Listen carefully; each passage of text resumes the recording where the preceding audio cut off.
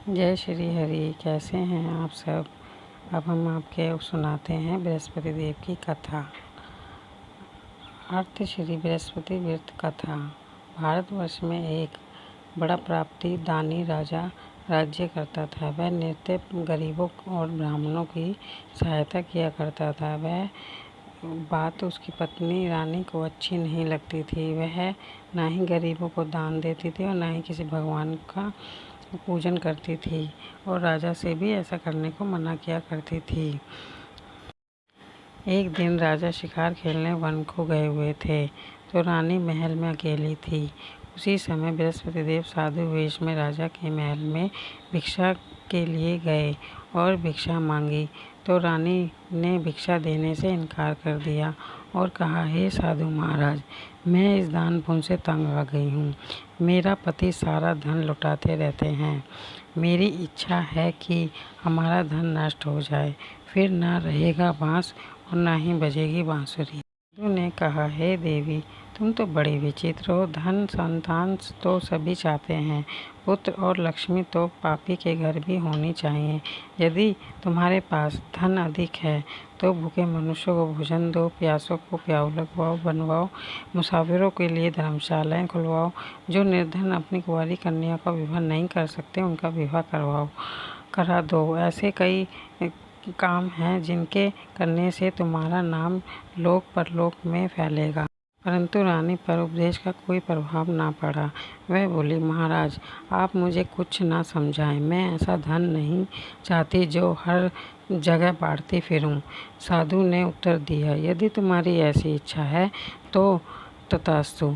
तुम ऐसा करना कि बृहस्पतिवार को घर को लीपकर पीली मिट्टी से अपना सिर धोकर स्नान करना, भट्टी पर कपड़े धोने करना। ऐसा करने से आपका सारा धन नष्ट हो जाएगा। इतना कहकर वह साधु महाराज वहाँ से आलोप हो गए।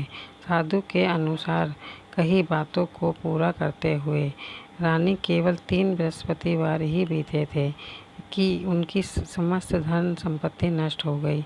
भोजन के लिए राजा का परिवार तरसने लगा। तब एक दिन राजा ने रानी से बोला कि हे रानी, तुम यहीं पर रहो, मैं दूसरे देश को जाता हूँ, क्योंकि यहाँ पर सभी लोग मुझे जानते हैं, इसलिए मैं कोई छोटा कार्य यहाँ नहीं कर सकता। ऐसा कहकर राजा परदेश चला गया। वहाँ वह जंगल से लकड़ी काट कर लाता और शहर में बेचता। इसी तरह वह अपना जीवन व्यतीत करने लगा। उधर राजा के परदेश जाते ही रानी और दासी दुखी रहने लगी। एक बार जब रानी और दासी को 7 दिन तक बिना भोजन के रहना पड़ा तो रानी ने अपनी दासी से कहा, हे दासी, पास ही नगर में मेरी बहन रहती है। वह बड़ी धनवान है। तू उसके पास जा और कुछ ले आ ताकि थोड़ी बहुत गुजर बसर हो जाए। दासी रानी की बहन के पास गई। उस दिन गुरुवार था और रानी की बहन उस समय बृहस्पतिवार का व्रत की कथा सुन रही थी। दासी ने रानी की बहन को अपनी रानी का संदेश दिया, लेकिन रानी की बड़ी बहन ने कोई उत्तर नहीं दिया। जब दासी और रानी की बहन ने कोई उत्तर नहीं मिला तो वह बहुत दुखी हुई और उसे क्रोध भी आया। दासी ने वापस आकर रानी को सारी बात बता दी। सुनकर रानी ने अपने भाग्य को कोसा। उधर रानी की बहन ने सोचा कि मेरी बहन की दासी आई थी, परंतु मैं उसे नहीं बोली, इससे वह बड़ी दुखी हुई होगी। कथा सुनकर और पूजन समाप्त करके वह अपनी बहन के घर आई और कहने लगी, हे बहन, मैं बृहस्पतिवार की कथा कर रही थी। तुम्हारी दासी मेरे घर आई थी, परंतु जब तक कथा होती है तब तक नहीं उठते हैं और ना ही बोलते हैं, इसीलिए मैं नहीं बोली। कहो दासी, क्यों गई थी? रानी बोली, बहन, तुमसे क्या छुपाऊं? हमारे घर में खाने तक को अनाज नहीं था। ऐसा कहते कहते रानी की आंखों में पानी भर आया। दासी समेत पिछले 7 दिनों से भूखे रहने तक की बात अपनी बहन को विस्तार पूर्वक सुना दी। रानी की बहन बोली, देखो बहन, भगवान बृहस्पति देव सबकी मनोकामना पूर्ण करते हैं। देखो शायद तुम्हारे घर में भी नाज रखा हो। पहले तो रानी और को विश्वास नहीं हुआ, पर बहन के आग्रह करने पर उसने अपनी दासी को अंदर भेजा तो उसे सचमुच अनाज से भरा एक घड़ा मिल गया। यह देखकर दासी को बड़ी हैरानी हुई। दासी रानी से कहने लगी, हे रानी, जब हमको भोजन नहीं मिलता तो हम व्रत ही तो करते हैं, इसलिए क्यों ना इनसे व्रत और कथा की विधि पूछ ली जाए ताकि हमें भी व्रत कर सकें। तब रानी ने अपनी बहन से व्रत के बारे में पूछा। उसकी बहन ने बताया, बृहस्पतिवार के दिन चने की दाल और मुनक्का से विष्णु भगवान का केले की जड़ में पूजन करें तथा पीला दीपक जलाएं, व्रत कथा सुनें और पीला भोजन ही करें। इससे बृहस्पति देव प्रसन्न होते हैं। व्रत और पूजन विधि बताकर रानी की बहन अपने घर को लौट गई। 7 दिन बाद जब गुरुवार आया तो रानी और दासी ने व्रत रखा। गुड़साल में जाकर चना और गुड़ लेकर आई, फिर उससे केले की जड़ तथा विष्णु भगवान का पूजन किया। अब पीला भोजन कहाँ से आए, इस बात को लेकर दोनों बहुत दुखी थे। बृहस्पति भगवान की कृपा से उनके पास फिर से धन संपत्ति आ गई, परंतु रानी फिर से पहले की तरह आलस्य करने लगी। तब दासी बोली, देखो रानी, तुम पहले भी इस प्रकार आलस्य करती थी।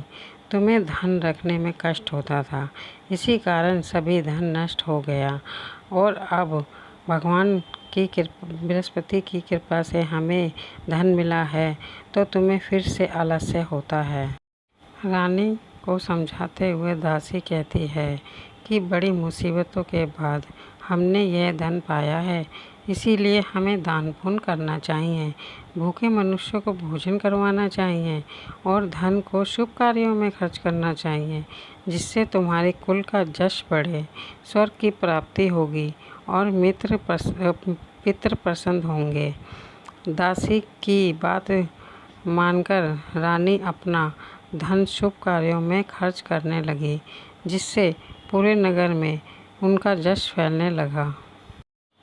एक दिन राजा दुखी होकर जंगल में पेड़ के नीचे आसन जमाकर बैठ गया। वह अपनी दशा को याद करके व्याकुल होने लगा। बृहस्पतिवार का दिन था। एकाएक उसने देखा कि निर्जन वन में एक साधु प्रकट हुए।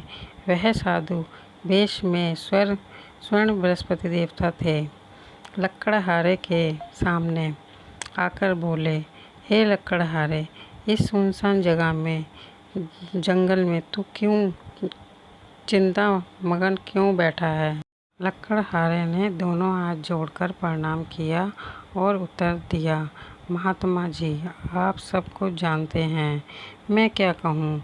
यह कहकर रोने लगा और साधु को अपनी आत्मकथा सुनाई। महात्मा जी ने कहा, तुम्हारी स्त्री ने बृहस्पति के दिन बृहस्पति भगवान का निरादर किया है, जिसके कारण भगवान रुष्ट होकर उन्होंने तुम्हारी यह दशा कर दी है। अब तुम चिंता को दूर करके मेरे कहने पर चलो, तुम्हारे सब कष्ट दूर हो जाएंगे और भगवान पहले से भी अधिक संपत्ति देंगे।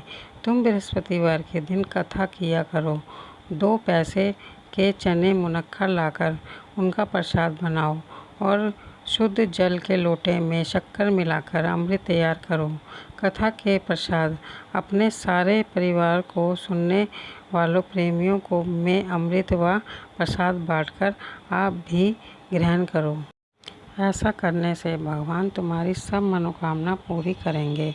साधु के ऐसे वचन सुनकर लकड़हारा बोला, हे प्रभु, मुझे लकड़ी बेचकर इतना पैसा नहीं मिलता जिससे भोजन के उपरांत कुछ बचा सकूं। मैंने रात्रि में अपनी स्त्री को व्याकुल देखा है, पर मेरे पास ऐसा कुछ भी नहीं है जिससे मैं उसकी खबर मंगा सकूं।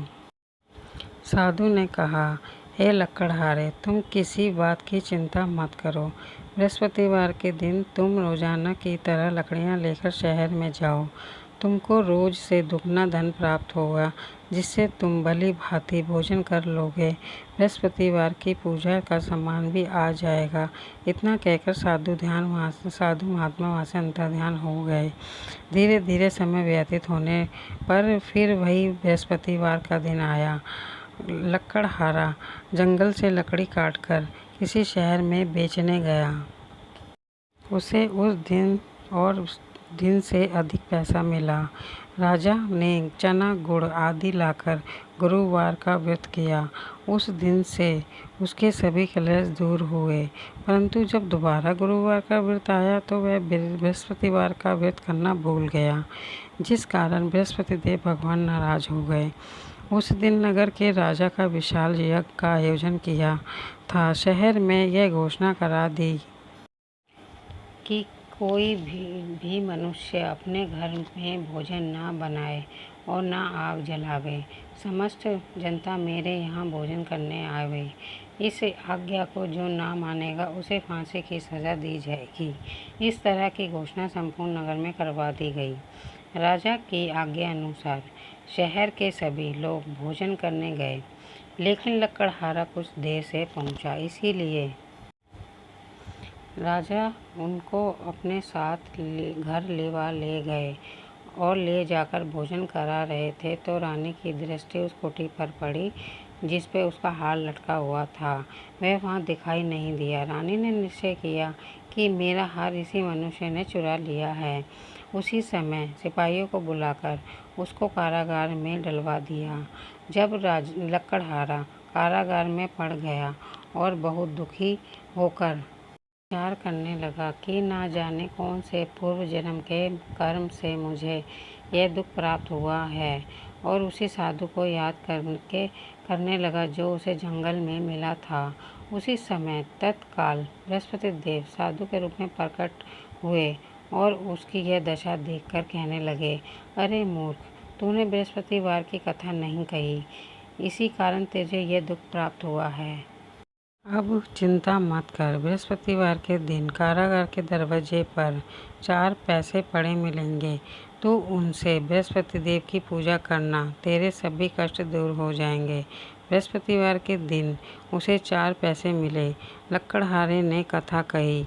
उसी रात्रि में बृहस्पति देव ने उस नगर के राजा को सपने में कहा, हे राजा, तूने जिस आदमी को कारागार में बंद करा दिया है वह निर्दोष, वह राजा है, उसे छोड़ देना। रानी का हार उसी कुटी पर लटका है। अगर तूने ऐसा नहीं करेगा तो मैं तेरे सभी राज्य नष्ट कर दूंगा। इसी तरह रात्रि के सपने को देखकर राजा प्रातःकाल उठा और कुटी पर हार देखकर लकड़हारे को बुलवाकर क्षमा मांगी तथा लकड़हारे को योग्य सुंदर आभूषण और वस्त्र देकर विदा किया। बृहस्पति देव की आज्ञा अनुसार लकड़हारा अपने नगर को चल दिया। राजा जब अपने नगर के निकट पहुंचा तो उसे बड़ा आश्चर्य हुआ। नगर के में पहले से अधिक बाग, तालाब, कुएं तथा बहुत सारी धर्मशालाएं, मंदिर आदि बन गई थी। राजा ने पूछा, ये सब किसका है, ये धर्मशाला? तब नगर के सब लोगों ने कहा, ये सब रानी और बांदी के हैं। तो राजा को आश्चर्य हुआ और गुस्सा भी आया। जब रानी ने यह खबर सुनी कि राजा आ रहे हैं तो उन्होंने बांदी से कहा कि देख, राजा हमें कितनी बुरी दशा में छोड़ के गए थे। अब कहीं वो ये सब हमारी ऐसी हालत देखकर वह लौट ना जाए, इसीलिए तू दरवाजे पर खड़ी हो जा। आज्ञा अनुसार दासी दरवाजे पर खड़ी हो गई। राजा आए, उन्हें अपने साथ लिवा लाई। तब राजा ने क्रोध में आके आपसे पूछा कि ये सब धन तुम्हें कहाँ से प्राप्त हुआ? तब उन्होंने कहा, हमें ये सब धन बृहस्पति के इस व्रत के प्रभाव से प्राप्त हुआ है। राजा ने निश्चय किया कि 7 रोज बाद तो सभी बृहस्पति का पूजन करते हैं, परंतु मैं प्रतिदिन मैं 3 बार कहानी कथा रोज व्रत किया करूँगा। अब हर समय राजा के दुपट्टे में चने की दाल बंधी रहती तथा दिन में 3 बार कहानी कहता। एक रोज राजा ने विचार किया कि चलो अपनी बहन के यहाँ हो आवे।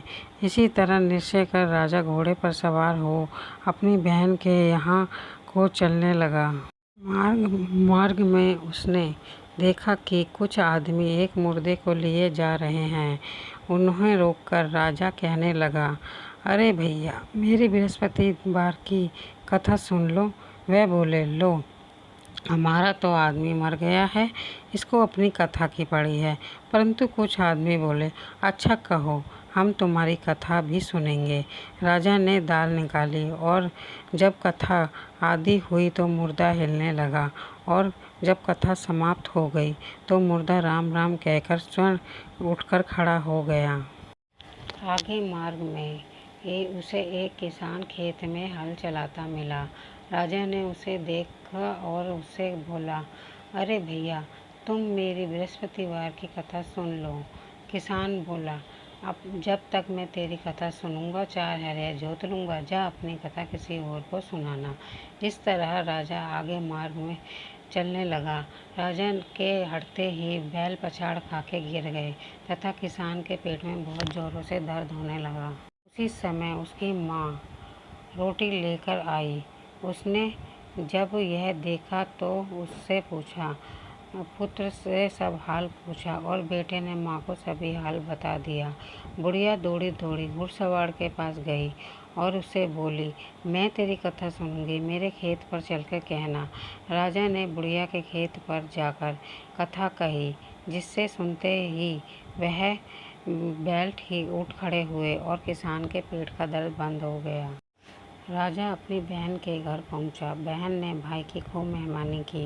दूसरे रोज प्रातःकाल राजा जगा तो वह देखने लगा कि सब लोग भोजन कर रहे हैं। राजा ने अपनी बहन से कहा, ऐसा बहन, यहाँ कोई ऐसा मनुष्य है जिसने भोजन ना किया हो, जो मेरी बृहस्पतिवार की कथा सुन ले। बहन बोली, भैया, ये देश ही ऐसा है। पहले लोग यहाँ भोजन करते हैं, बाद में कोई अन्य कार्य करते हैं। अगर कोई पड़ोस में हो तो मैं देख आऊँ।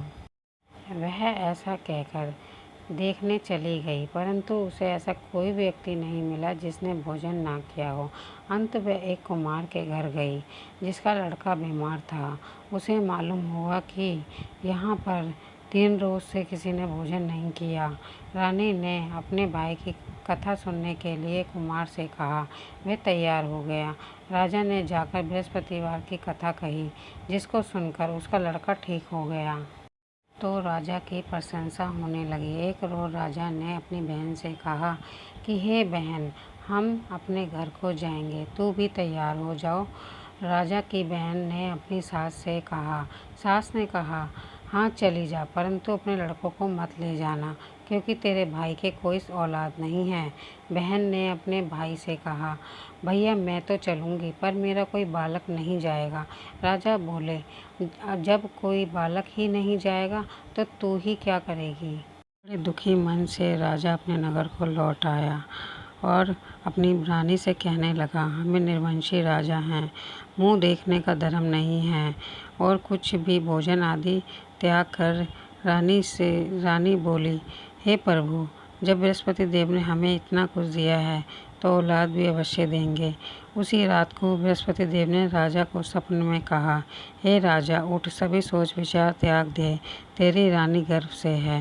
राजा को यह बात सुनकर बड़ी खुशी हुई। 9वें महीने में उसके गर्भ से एक सुंदर पुत्र पैदा हुआ। जब राजा बोला, हे रानी, स्त्री बिना भोजन के रह सकती है, पर बिना कहे नहीं रह सकती। जब मेरी बहन यहाँ पे आए तो तुम मुझसे कुछ मत कहना। रानी ने सुनकर हाँ कर दिया। जब राजा की बहन को यह शुभ समाचार पता लगा तो वह बधाई लेकर अपने भाई के यहाँ आई। तभी भाभी ने बोला कि घोड़ा चढ़कर नहीं आई, गधा चढ़कर आई।